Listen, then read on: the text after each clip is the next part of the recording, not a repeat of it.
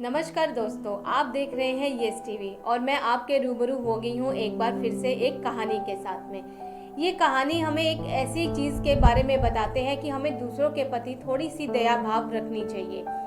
तो दोस्तों, हम चलते हैं अपनी कहानी की तरफ। एक गांव में एक नामदेव का एक व्यक्ति रहता था जो बहुत ही गरीब था और वो कपड़ा बुनाई का काम करता था।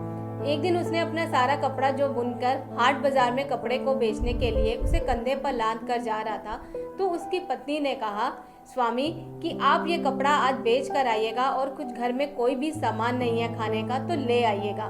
तो नामदेव ने कहा, जैसे हरी इच्छा। तो पत्नी ने कहा, अगर इसके दाम अच्छे ना भी मिले तो सस्ते में बेच कर कुछ ले आइएगा। हम बड़े बुजुर्ग तो भूखे रह सकते हैं पर बच्चे भूखे नहीं रह सकते। नामदेव ने फिर कहा, जैसे हरि की इच्छा। नामदेव बाजार में चल पड़ा। वो बाजार में जैसे पहुंचा, उसको पीछे से एक इंसान ने आवाज दी, कैसे हो संत? तो उसने पीछे मुड़कर देखा। उस संत ने कहा कि बड़ा ही सुंदर कपड़ा है ये और इसकी बुनाई भी बहुत अच्छी कर रखी है। मैं बहुत गरीब हूँ और ठंड से मर रहा हूँ, क्या तुम मुझे ये 2 चादर का कपड़ा दे दोगे? नामदेव ने कहा कि संत जी, आपको चादर के लिए कितना कपड़ा चाहिए है?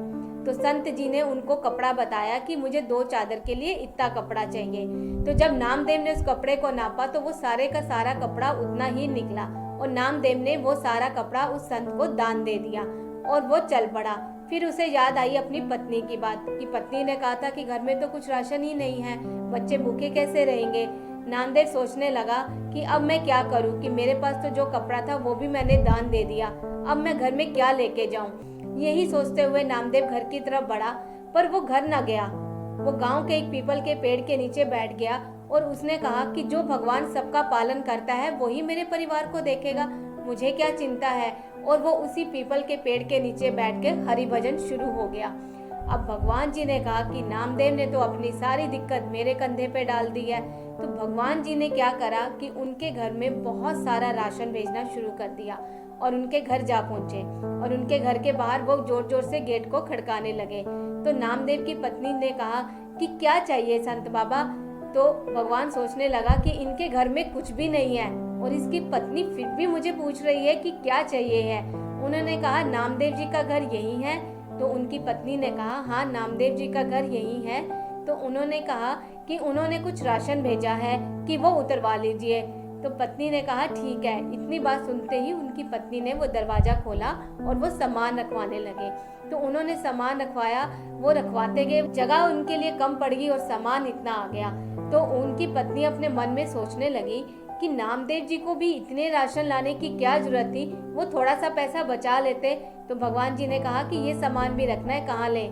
जब उनकी पत्नी को कोई भी जगह ना मिली सामान रखवाने की तो वो सोचने लगी कि नामदेव जी कहाँ हैं। तो उन्होंने कहा कि मैं जरा नामदेव, आप अभी सामान रोक दीजिए, मैं जरा नामदेव जी को बुला कर ले आती हूँ। तो भगवान जी कहते, वो तो पीपल के नीचे सो रहे हैं, आप बताइए कहाँ रखना है। तो वो उनकी पत्नी और बच्चे भागे भागे नामदेव जी के पास गए और नामदेव जी ने जब अपनी पत्नी और बच्चों को आते देखा तो वो सोचने लगे कि ये भूख से बिलबिला रहे होंगे और अब ये मेरे पास आ रहे हैं, अब मैं इनको क्या कहूँगा।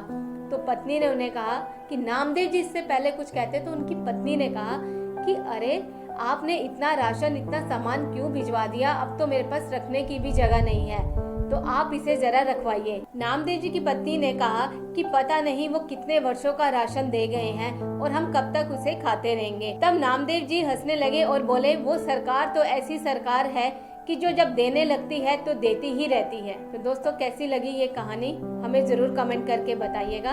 नमस्कार।